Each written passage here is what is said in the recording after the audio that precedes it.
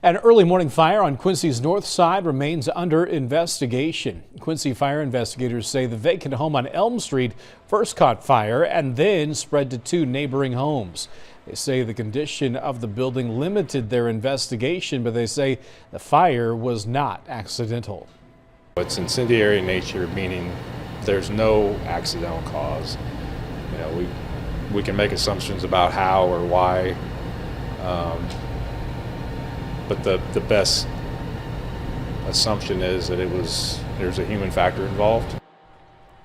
Quincy police are also investigating the fire.